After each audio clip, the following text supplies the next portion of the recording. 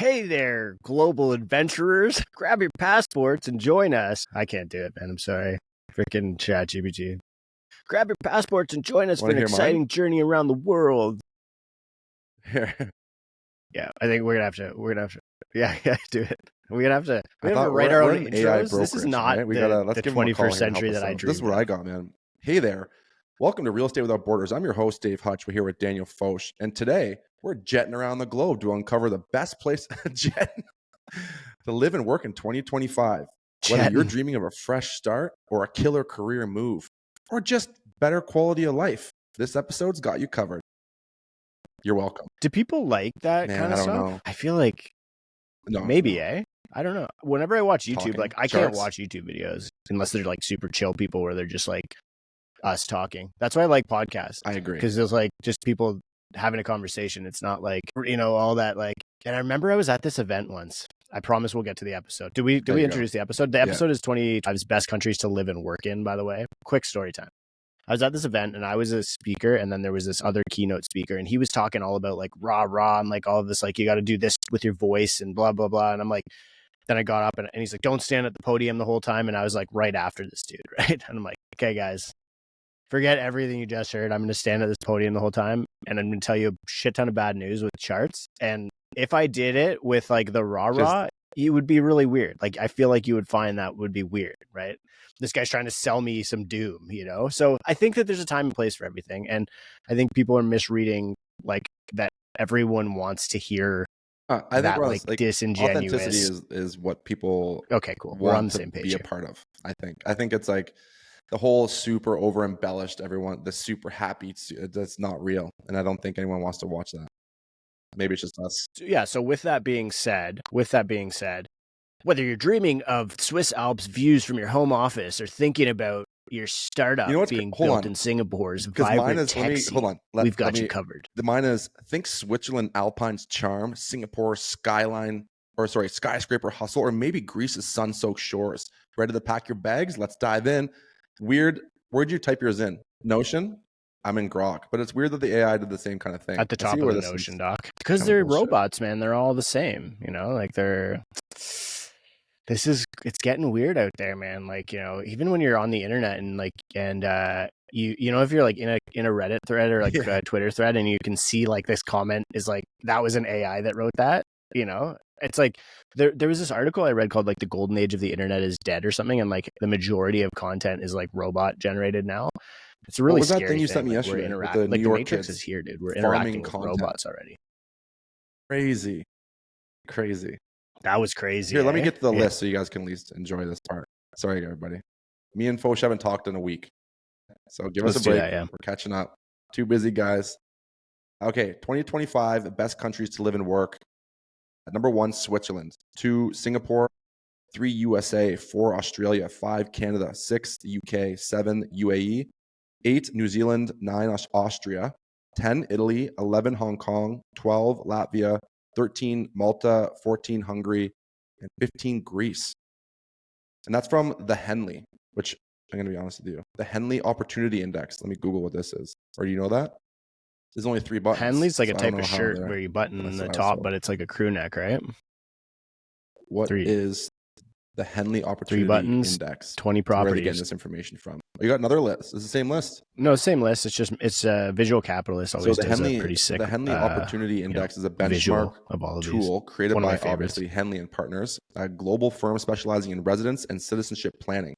It measures how to access premium education and enhance global mobility through investment-based residence or citizenship programs. Oh, buddy, we're gonna have to. I was gonna say, how do we get a hold of Henley and Partners and get these guys on the show? Instagram? If you're Henley and you're listening to this, I think that's a good opportunity. Let's go. We got to send them. We just send them this episode when it's done. That's it. Easy. 100%. We want them on the show. So let's get into it. Why is Switzerland number 1? Everyone's got a Rolex. Everyone's happy. Yeah, because everybody has a Rolex. Rolexes and chocolate and bottled water. Boom. And cheese. There's a food triangle right there. The Maslow's hierarchy, Crypto Bros hierarchy of needs right there. With 6 maybe owners. a co-owned Lambo as well. So I got here Switzerland's position as number 1 in the 2025 Henley Opportunity Index, scoring 84%, comes down to the unbeatable mix of high earning potential, career opportunities, and exceptional quality of life. Focuses on wealth, mobility, and future prospects for families. So you got the earning potential. Is that what yours is based off here? Okay. Yeah. So if I go earning potential, Switzerland's number 1, 100, and then Singapore's number 1 as well. Yeah. Let's go to top earning potential. Yeah, it pretty much, you got Switzerland, Singapore, US, Hong Kong, UAE, Latvia, Hungary, Australia, Canada, UK, New Zealand, Austria, Italy. Switzerland says that the career advancement, Switzerland number 1. Does then it switch US, up with Canada? Then Canada number 3. I'm ranking it now by career advancement. So if you see, like, I can click on these and actually rank by on the Henley website. Singapore number 1, top tier employment prospects. So anyway, let's talk about why is Switzerland number 1. Well, like, I'm a Swiss citizen, so we can talk about this a little bit. It's very expensive there. Like, you think it's expensive in Canada and the US. Switzerland is incredibly expensive because it's like super first world, right? Like, no homelessness, no petty crime, like, it's a very small country and it's existed for a long time. So there's like a lot of, like, they don't have a ton of infrastructure that needs to be created, right? It's been a confederation. I think it's like the oldest country that still has its existing, like, government, like, what is that system? Confederation Helvetica. It's like 700 years old. They're neutral, politically neutral. Never been to war? So like they've never been to war. They've never been invaded. Wow. Never been to war, never been invaded. Didn't get touched in World War II, even though all that stuff was going on around them. Obviously a really strong oligopolistic banking sector. They've carved out very solid niches in all of the different industries that they've worked in. That being said, one of the things that I will say is they have a really high debt to GDP ratio, household debt ratio, not debt to GDP, but debt to earnings ratio. And so they have a lot of debt, similar to a place like Canada. And actually, most of the countries that are high on this list, other than Singapore, and Singapore is really dynamic. We can talk about that because it's very fascinating with their way they've structured their home ownership and stuff like that. But you've got other than that, you've got US, Australia, Canada, UK, New Zealand is another one where really high household debt. So people are debting ahead. Yeah, it's expensive, man. And people just stack debt because they know that the country will give them, they feel like it'll give them a long lifetime of high earning potential. And so people are comfortable committing to more debt if they think, I'm going to be able to earn, whatever, several hundred K a year forever. Why wouldn't I lever up and front load all of the good stuff? I had that it here in front of me. The average annual wage is around 85,000 to 100,000 USD, which is like far above the global norms. What are their industries? Finance, tech. What are like? Yeah, finance, tech. Interesting. Yeah, quite a bit of tech.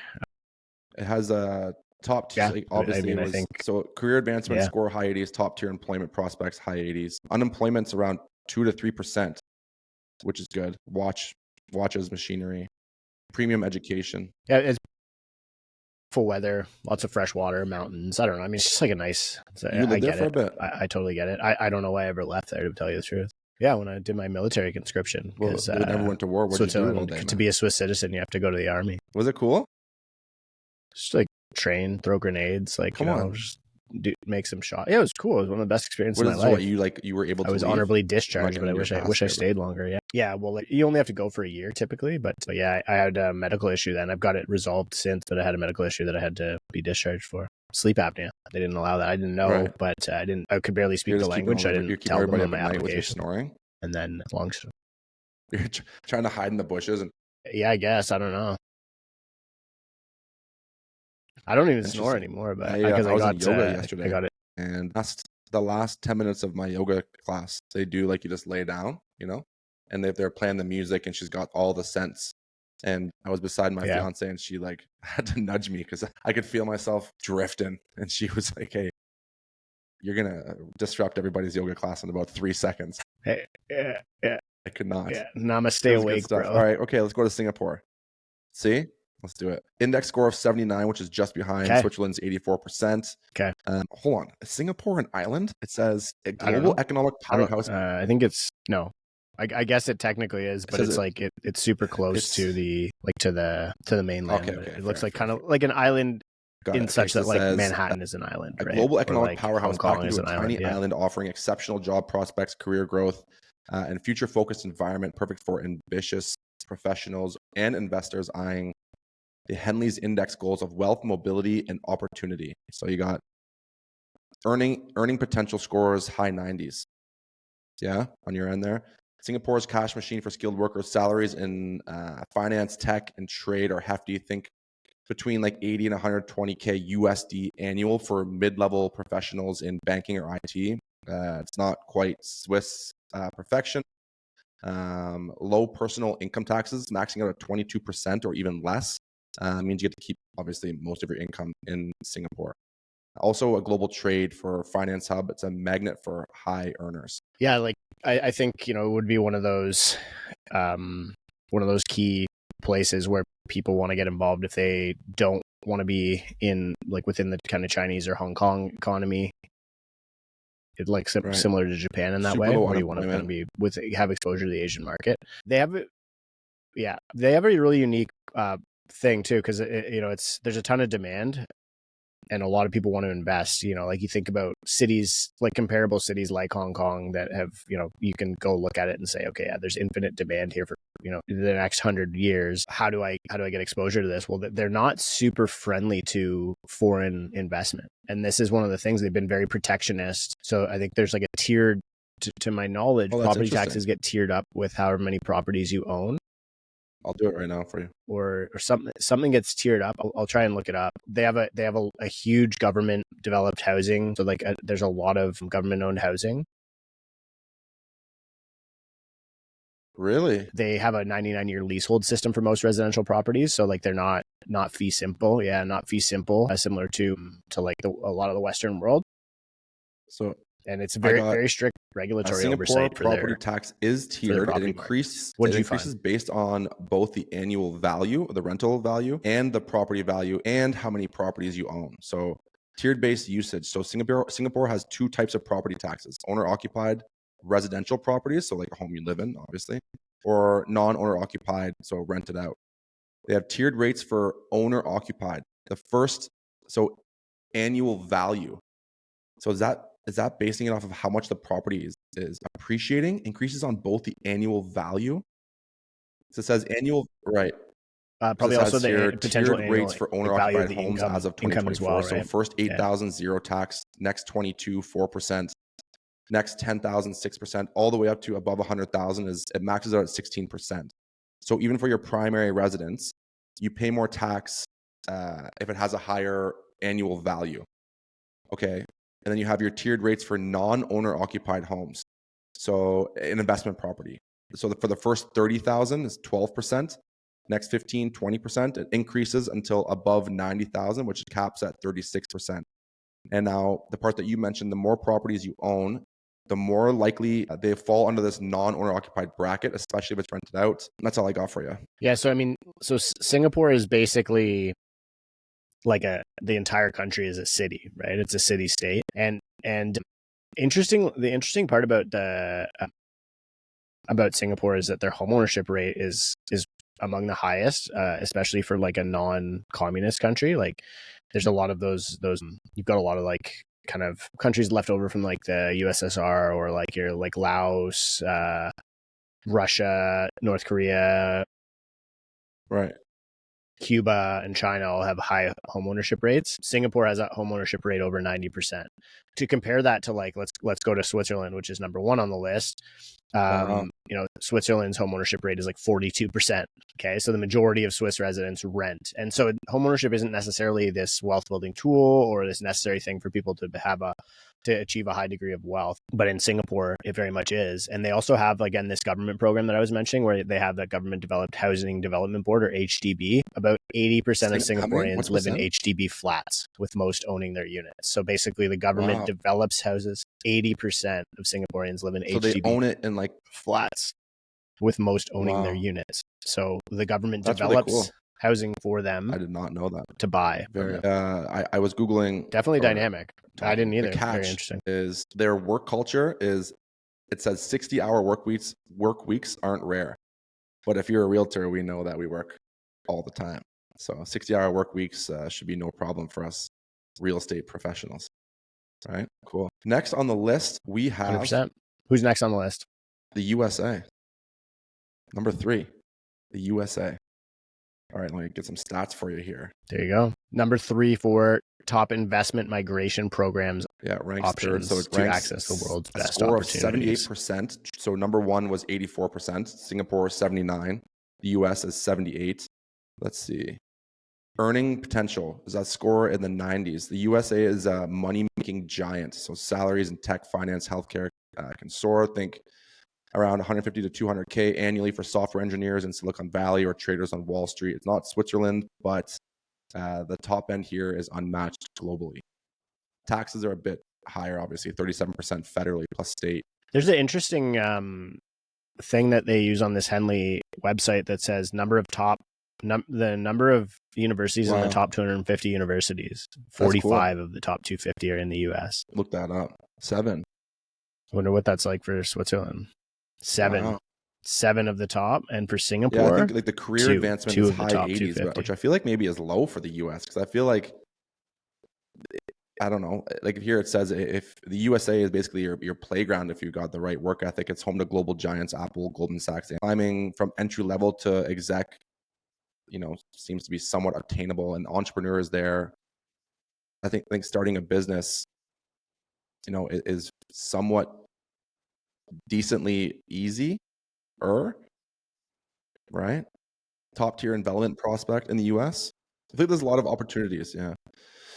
It talks about education too. Yeah, I would say so. Yeah, for sure. I mean, it's the most pure, unadulterated capitalism in the world, I would say. So I think you could. It's definitely like for people who are willing to work. Like it's very disparate, right? That's the thing. But you probably, if you have the money to be somebody who's going to immigrate to the U.S. in the way that the Henley and Partners Index describes, you're probably going to do pretty well in that economy. System. Again, probably something that's within the scope of affordability for, like, the healthcare system is great if you're rich. And again, most of the people who would be immigrating there through this investment migration options kind of thing, gold card, are not going to, I don't think healthcare is going to be a concern for them. Private healthcare is going to be a concern. What does that mean? Yeah, I think the challenge with the U.S. is that it's disparate, right? Disparity, like you've got a lot of poor people and a lot of rich people, and not a huge like middle class. Like it's it's where you've got a high concentration of rich people and a large group of poor people and a lot of, thanks, man. That was a Foch, like the middle class is basically getting inflated away. Next, we got Australia. Australia ranks at a 76%. So behind US 78%, Singapore 79%, and Switzerland 84%. Earning potential we actually have an episode that we're probably releasing. Well, we will release this week with that guy. That was funny, man. That was a good episode with our Australian real estate partner. We had Dan Lee, who, if you don't follow him on social media, you should. He's hilarious. We had him on the episode mid. What was it called again? Cyclone. Mid-cyclone, the guy was on our podcast with Typhoon, black sky behind cyclone. him. Yeah, not a worry in the world. All right, Australia, their earning potential is in the east. It's not as high as Switzerland, obviously, but professionals in tech, they're saying between like 70 to 100K USD. Key industries, healthcare and mining are driving the economy. Cities like Sydney, Melbourne. He mentioned Brisbane as well, which isn't on here, but saying it's doing really well, especially real estate wise. Yeah, I think that Australia is very similar to Canada and a lot of the Western world, and such that like they're growing their economies through population growth. We talk about this a lot on the show, and that usually translates in real estate value growth, right? Because you have more people consuming houses, either through renting or buying. 8 universities and that pushes the value up. 100 are in Australia. Not bad. University of Melbourne, Australian National University. Nice. Livability score, they give it 80s. I feel like livability, I feel like everyone likes living there. I've never been. But yeah, I mean, it's like Canada, but the animal warm, sounds right? pretty decent. And all the animals are trying to kill you. Okay, decent. Well, let's get to number 5. Yeah, let's do it. Canada. All right. I think we can do this one. Canada. Yeah. Oh, wow. Number of top 250 universities, 11. Be interested to know what those are. Earning potential is lower, 66% on the score. Total opportunity score, 73%. Career advancement, 74%. Top tier employment prospects, 80%. Premium education, 73%. Economic mobility, 75%. And high livability, 73%. It so seems to be doing low crime rates, but I've seen generally. a few articles that I need to fact check before I go too deep into it. But I've seen quite a few articles that have been posted on social media lately saying that the crime in Toronto has overpassed the crime in New York. Yeah, it depends on what type of crime, right? So the property crime rate is definitely higher in Toronto than New York. And I think violent crime rates are lower in Canadian cities than US cities, but on a national average basis, I think it's actually they're becoming pretty comparable. So I would say that adjusted rate on the index probably needs to be yeah, please do updated. Here, I'll pull up the article that you're referencing. It's from I just gotta. It's real. No, it's from Fraser Institute. Nothing against which is we like BlogTO. I like BlogTO. Big fans, actually. Yeah, Fraser Institute's good. Oh yeah, London, Ontario. Yeah, I do too. Yeah, it's good. So property crime per 100,000 people. Thunder Bay is the highest. London. Then you've got like Detroit, London, Ontario. Thunder Bay. Who's living? Is there even 100,000 people in Thunder Bay? Cleveland. Thunder Bay crime. Yeah, I think so. Have you been? It's a rough town, man. I mean, I don't know anybody that lives there. No, I haven't, but I know it's a rough town. Here, homicides per 100,000 population, Canada versus the US. A recent survey revealed that approximately 1/3 of Thunder Bay residents feel unsafe in their city. Why would you live there? You can go anywhere. There's other places. It makes sense, yeah. Look at that. There's your chart right there. Property crimes per 100,000 population, Canada versus the US. I'm tweeting property crimes per 100,000 population, Canada versus the United States. We're pretty close. No? Yeah, they're close. I think it's crazy. This is off topic. Both are going down. That prison, what's it called? COTD or whatever. And yeah, crazy. The one in El Salvador? Right, to me. No, I don't think it's Venezuela. Is it El Salvador? But their crime is what, like zero now? There isn't crime? I saw a video of some planes getting dropped off. Again, I don't know if this is true or not. Yeah. But I saw a video of like a bunch of I guess it's like gang related members that get dropped off and they're just treated so ruthlessly. It's terrifying. I wouldn't last 3 seconds in there. There's no Timmy's, dude. Yeah, I'm not. Yeah, no Timmy's. Well, no don't do gang stuff, bro. You know? Couldn't even do it, man. Not for me. So okay, so we've got so you're right, based on that original graphic that I showed. Property crime per 100,000 people. Ontario has 2 of the leading cities in this area. I guess in the Great Lakes region. Thunder Bay, London, and Windsor are all in the top 10. Crime? What's break and enter, stuff like that? Thefts? Would vehicles not be a part of that? Yeah, or is it thefts, damage against personal property. I don't know how Toronto's not up there. So if somebody does something, that's crazy. Yeah, it would be. I think. Yeah. I mean, good for us. Cool. Do you want to deep dive into all these, or do you want to cap it at the top 5 in depth? Yeah, I think we could maybe just finish off the list. Like maybe just read the remainder of the list. So we went through Switzerland, Singapore, USA, Australia, and Canada as your top 5. After that, you've got the UK, UAE, New Zealand, Australia, Italy, Hong Kong, Latvia, Malta, Hungary, Greece, and Portugal. All of which are places that we really talked about on the show. In regards to this. I'm curious. Any of them that you would want to dive in on there, like that stand out to you? One that we haven't. I was just gonna say. No, I was gonna say. Yeah. UAE's, I feel like, a fascinating. I just don't know anything about it, but it's on every list that we ever go over. Yeah. Okay. So they don't have any of the universities or it just doesn't have it there. But 12th position, Malta boasts an impressive economic mobility score. So economic mobility Cool, is okay. like your I was thinking, ability like, to go from the able lower to or walk middle around. class to the upper class, by the way. And so, yeah, no, that's physical mobility. Right? Kind of the same idea. It's the ability to walk around in the economy, right? You go from, yeah. The country offers a prime Mediterranean location with a pro-business environment, modern infrastructure, and a cost-effective lifestyle, and is rapidly gaining recognition as a center for innovation, particularly in emerging sectors I was such like, as blockchain. I get the living part. Bros. This We is why knew it this was is going to be interesting to crypto me. bros. I man. understand. Yeah. That's fintech.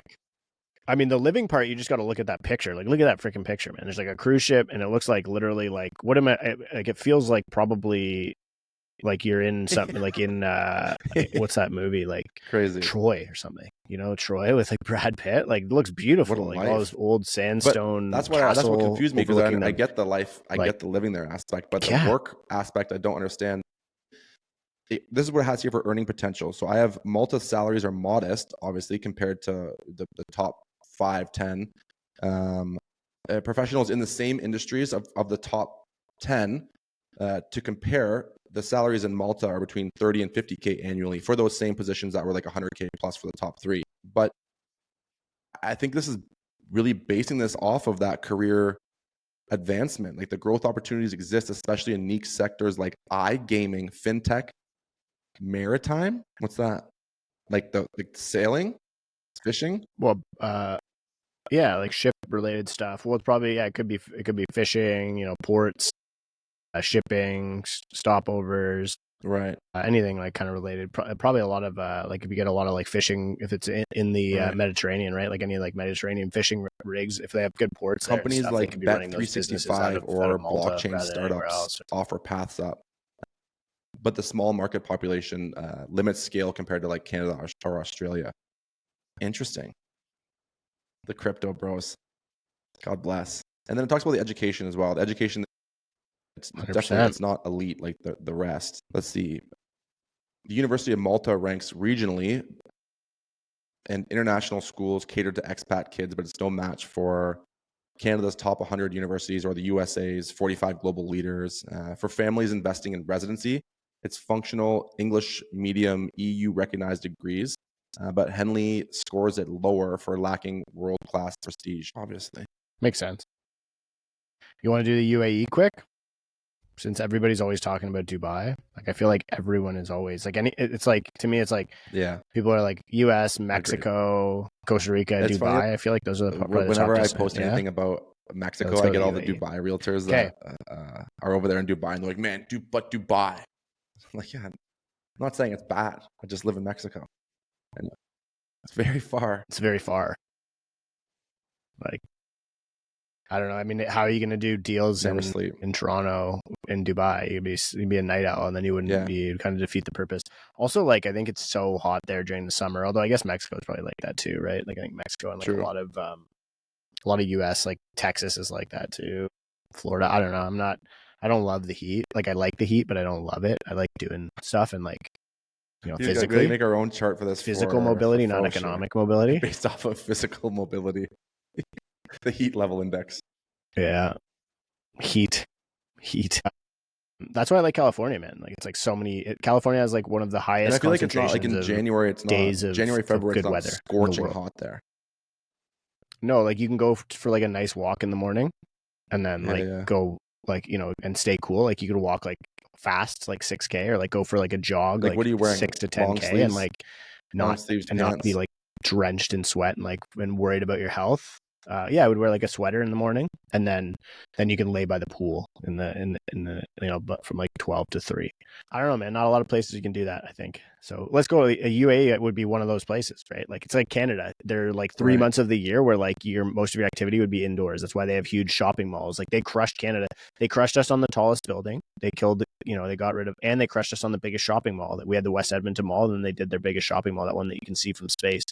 So UAE secures 7th position on the Henley Opportunity Index with high scores on top-tier employment prospects, earning potential, and economic mobility. Again, 84 on top-tier employment prospects. Economic mobility, not as good as Malta, but 66.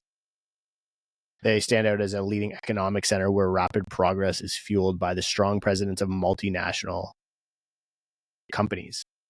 It attracts individuals highly skilled in engineering, math, private healthcare, science, technology, just like us, big science and technology and math guys. Of course. And I think tax is a big one, right? You see a lot of people going there for tax. So, okay. I'm satisfied with this. I feel like this was a really good analysis. We're going to try and get these Henley and Partners folks on the show after this. We are 100%. So sure. Maybe I think it'd just be good to get an interview on it, right? So because they have a whole section on their website that says real estate right here. They got IG. See that? Or TikTok. I can toss them a DM. International real estate. We'll contact them. I'll do it right now. Send them a message. We have a great podcast. Right now. We're here to help people invest globally. We just analyzed your list. We'd love to have you on the show for part 2 to get a deeper dive into this. Genius. Unreal. Yeah, that's what we're going to say. Okay, done.